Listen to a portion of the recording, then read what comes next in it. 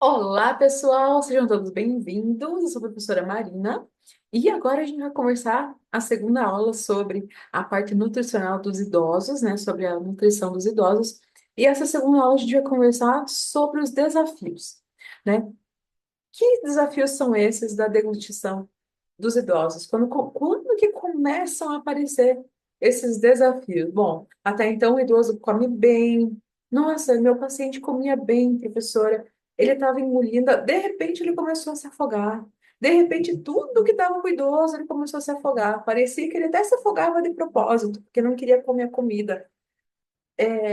Ele começou a ficar mais exigente com as comidas. Nada que a gente dava, ele queria comer, né? Então, será que isso tudo realmente é implicância do idoso com a tua forma de cozinhar? É implicância do idoso com você, com o filho dele?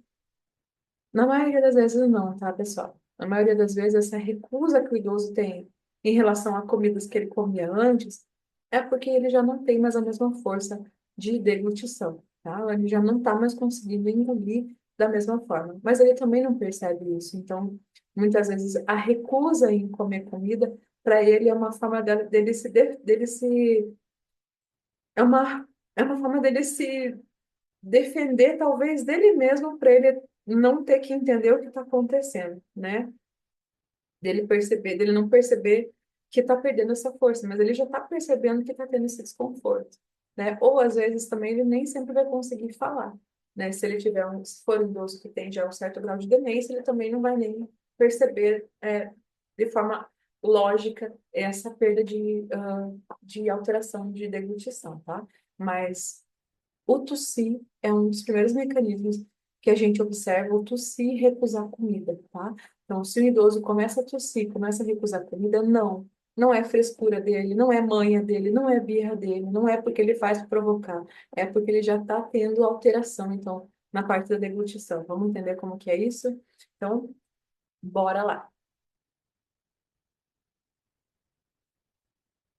O que que é, então, a disfagia? Disfagia é a dificuldade ou incapacidade de engolir alimentos ou líquidos normalmente, afetando, então, a qualidade de vida do idoso. Qual o impacto disso, da disfagia, né, na saúde do idoso? Essa condição aumenta o risco de aspiração, desnutrição e complicações respiratórias em idosos vulneráveis. Fatores de riscos associados: idosos com doenças neurológicas, musculares ou após cirurgias estão mais propensos a desenvolver, então, a disfagia. Importância do diagnóstico precoce. Identificar disfagia cedo ajuda a prevenir complicações graves e melhora a qualidade de vida do idoso. Então, assim, pessoal, eu já vou deixar bem claro para vocês. Todo idoso vai chegar um momento da vida dele em que ele vai ter essa perda de força para deglutir. Porque assim como os nossos músculos externos envelhecem e a gente perde força na musculatura externa, musculatura interna é a mesma coisa, tá? Que são, dentre eles, os músculos da deglutição, um deles. Quais outros músculos que os idosos vão perdendo força no decorrer da vida na parte interna? Os músculos esfenterianos, né? Que é a musculatura que segura o xixi, segura a evacuação, vai perdendo força, né? Já não consegue segurar mais, tá? Enfim, todos os músculos internos. E, consequentemente, também os músculos da deglutição, ou seja, do engolir. A própria mastigação, os idosos já vão perdendo força, tá? Então, profissional da odontologia é extremamente importante também para avaliar em relação à força da mastigação desse idoso, se esse idoso consegue usar dentadura, se não consegue usar dentadura, certo? Então, tudo isso tem que ser avaliado no idoso. E aí, essa perda de força, desde mastigação até deglutição, envolve, então, a disfagia, tá? Então, não, gente, nem sempre é birra do idoso, é teimosia. Por favor, tirem isso da cabeça. Vejam se ele está começando a tossir com outros tipos de alimento. E chame o fonoaudiólogo. Porque quais são os alimentos que os idosos mais vão se afogar? Comidas que são mais sólidas, tá? Então, comidas sólidas, eles vão começar a apresentar maior afogamento, e líquidas também.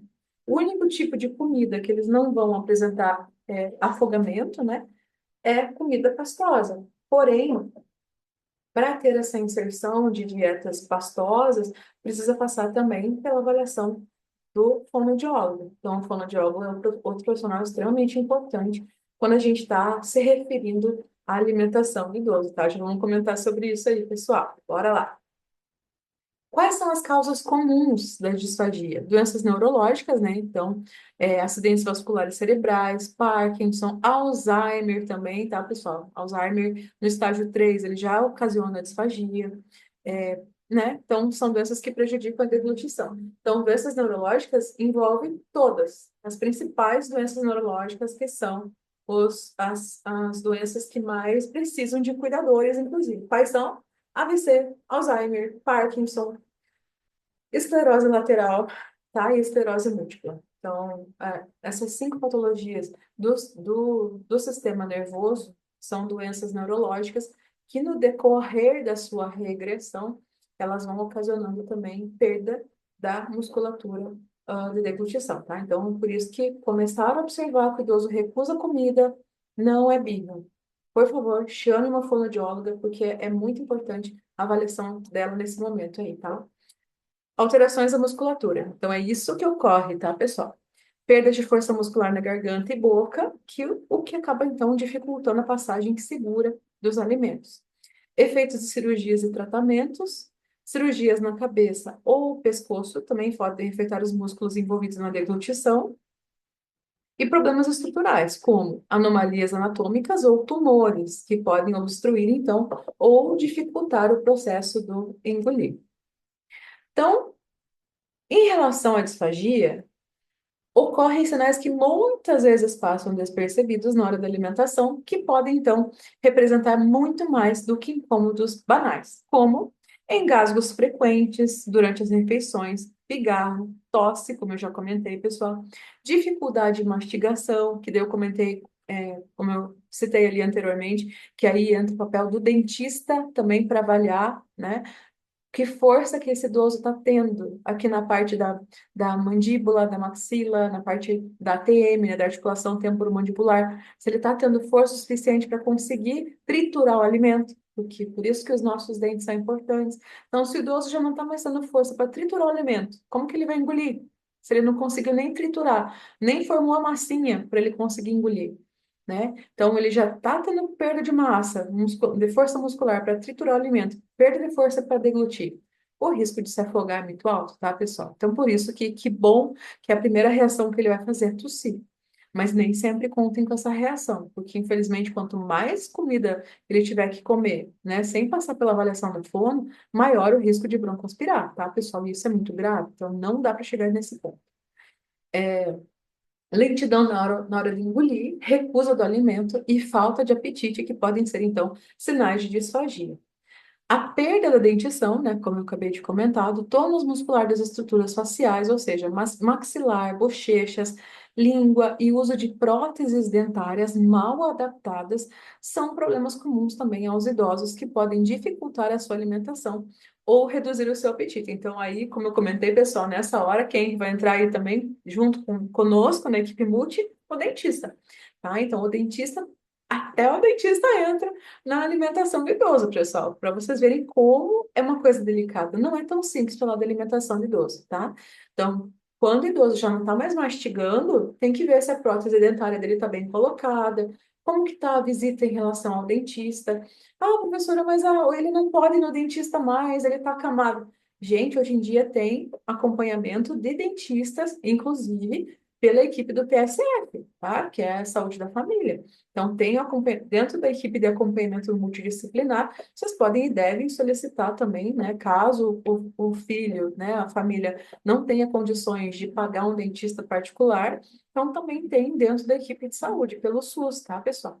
Então, é importante a presença do dentista também para avaliação da arcada dentária, né, para ver como que tá essas condições do idoso em relação à mastigação, porque tudo isso já ocasiona também a disfagia e, consequentemente, a broncoaspiração, que é o afogamento do idoso.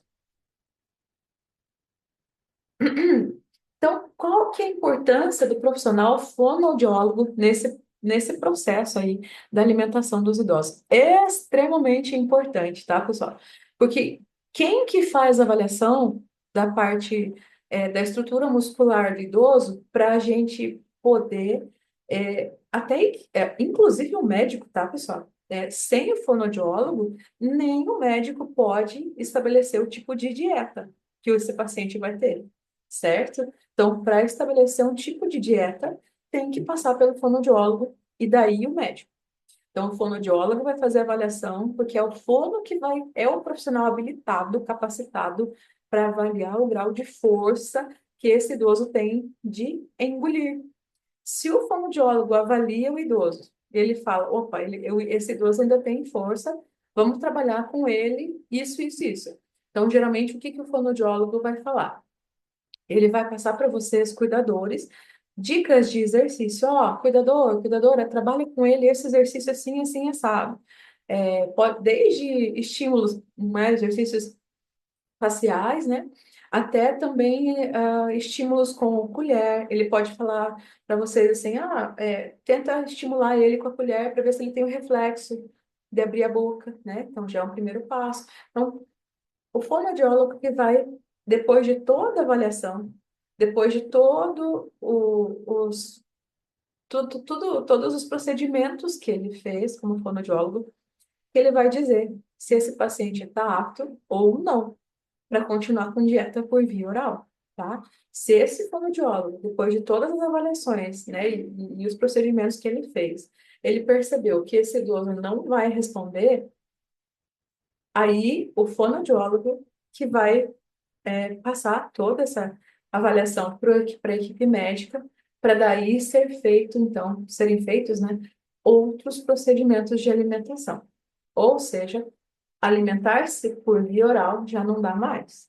Quando o fonoaudiólogo chegou à conclusão que esse idoso já não tem mais força nenhuma, nem para mastigar e nem para engolir, tá? Se esse idoso já não tem força nenhuma, nem para mastigar, nem para engolir, então o fonoaudiólogo, ele acaba fazendo uma avaliação e com isso toda a equipe médica vai para outros procedimentos, né? Que aí entra então nós, né, como profissionais da parte da enfermagem, que é com os cuidados com a sonda, né? Aí vem a sonda nasogástrica e a sonda nasointeral, e a sonda GTT, só que a sonda GTT aí já entra o papel mais do médico, né, na questão do procedimento. Já vou explicar para vocês um pouquinho sobre isso, tá? Então, ó, nessa segunda parte da nossa aula sobre alimentação dos idosos, nós vimos então a importância do profissional fonoaudiólogo. Então, o fonoaudiólogo é o profissional essencial para garantir que o idoso consiga engolir com segurança, evitando engasgos e complicações graves como pneumonia expirativa. Enquanto o nutricionista define o que comer, que é o que a gente viu na aula passada, o fonoaudiólogo define como comer de forma segura. Sinais que o idoso precisa de fono. Tosse ou engasgo, como eu comentei ali para vocês, frequente durante as refeições, a voz mais molhada ou rouca logo após comer ou beber, escape de alimento pelos cantos da boca, então quando o idoso não consegue engolir, então fica geralmente ali no cantinho da boca, entre fora da parte dentária, né? Aí ocorre um excesso de salivação também, né? Tempo excessivo para terminar uma refeição, ou seja, ele sente cansaço ao mastigar. Pigarro constante após a ingestão, e pigarro constante também após a ingestão de líquidos.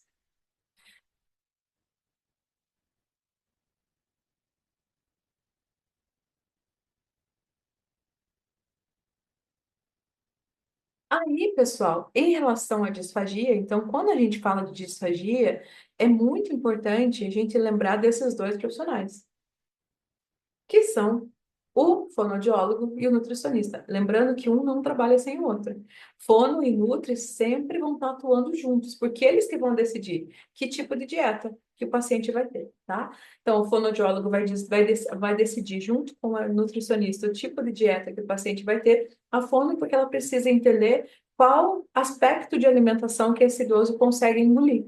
Então, se esse idoso consegue engolir uma coisa mais pastosa, se esse idoso não, vamos tentar uma coisa mais sólida com ele, ele já pode partir para a parte sólida, já pode partir para a parte líquida, ou vamos alternar só líquido com pastoso, né, sólido, né, passando essa parte aí, vamos ver como é que faz. Então, a consistência da alimentação, quem vai prescrever é o fonoaudiólogo. E já o que comer, quais vitaminas, o que está faltando, é o nutricionista. Pensando nisso, então, tem já na parte hospitalar, aqui como se fosse essas papinhas, né, de idoso. Eu digo papinha por causa da consistência, tá, pessoal? Não, de novo, não estou querendo me referir a idoso como um bebê, tá? Mas é só para vocês entenderem que parece aquelas papinhas por causa da consistência. Então, são mais paposas, inclusive, né? Então, aqui tem um exemplo que é utilizado aqui na área hospitalar, pela galera da Nutri, né? Em conjunto com a fonoaudiologia, porque aqui estão os nutrientes, então cada um desses potinhos tem um nutriente específico, que quem vai escolher o potinho em relação à nutrição é o nutricionista, porém, a forma que ele se apresenta, ou seja, a forma mais paposa, quem vai prescrever é o fonoaudiólogo, tá? Então, aqui é essa. Ai, gente do céu. Aqui está um exemplo, então, do que seria essa interação, né, de nutricionista e fono ao mesmo tempo. Essa dieta aqui, que é por via oral, Fresobin, é uma dieta que é vista somente em âmbito hospitalar. Eu acho que deveria a gente está num ponto assim que eu acho que deveria ter esse tipo de alimento para vender em mercados também, porque tem muitos idosos, mas assim, muitos idosos mesmo que precisam desse tipo de alimentação, né? Mas eu acredito que pelo custo, né? Não sei se tiver alguém aí da área da Nutri, da Fone, que quiser comentar aqui com a gente um pouquinho sobre isso. Mas eu vejo que é muito necessário, acho que já está na hora de terem mais lugares, né, que o idoso possa comprar esse tipo de alimentação. Já o Nutrem é mais comum, né? Então, o Nutrem ele já tem no mercado, farmácia, então é mais fácil de achar esse tipo de alimento, né, para os idosos. Então, o Nutrem tem essa questão de mistura, misturar com alimentos, misturar com iogurtes e outras coisas, né? De novo, se tiver alguém aí da área da Nutri, quiser complementar alguma coisa, né? Porque a gente fala que não é da área dessa, a gente fala mais ou menos o que a gente vai aprendendo com vocês também, tá, pessoal? Então, assim, eu posso dizer para vocês, como profissional de saúde, né, por ter a formação tanto na física como na enfermagem, eu posso dizer que, nossa, uma coisa que eu sou apaixonada na área da saúde é isso, pessoal. A gente sempre vai estar trabalhando junto e não. Ninguém é melhor que ninguém na área da saúde, ninguém é mais importante do que ninguém, todo mundo é importante, tem a mesma importância. E, meu, como a gente aprende? Como a gente aprende com outros colegas de outras áreas, ou até mesmo das nossas áreas também, porque, né, as vivências são tantas, pessoal. Então, é muito rico isso na geriatria, tá? Nossa, isso eu confesso que eu acho, assim, maravilhoso, assim, na nossa área de atuação, né, que é geriatria, que a gente sempre vai estar aprendendo uns com os outros, né, dentro de cada especialidade, tá bom? Então, essa segunda aula, a gente viu, então, a importância do fonoaudiólogo, né? Mas lembrando que ele, como parte da equipe multi, também junto com o nutricionista, principalmente, nossa, eles precisam ter essa interação para que consiga prescrever o melhor tipo e forma de dieta para o idoso, tá bom? Então, o nutricionista prescreve a dieta, os nutrientes que aquele idoso vai precisar, e o fonoaudiólogo vai prescrever qual forma que esse idoso pode comer, sólida, líquida, pastosa, não pode mais, vai ter que partir para a sonda, tá? Então, quem vai dar a última palavra em relação à indicação para a sonda é o fonoaudiólogo, tá bom? Então, a aula de hoje foi sobre esse profissional, que é extremamente importante na questão da alimentação do idoso. Na próxima aula, então, a gente vai falar sobre a enfermagem.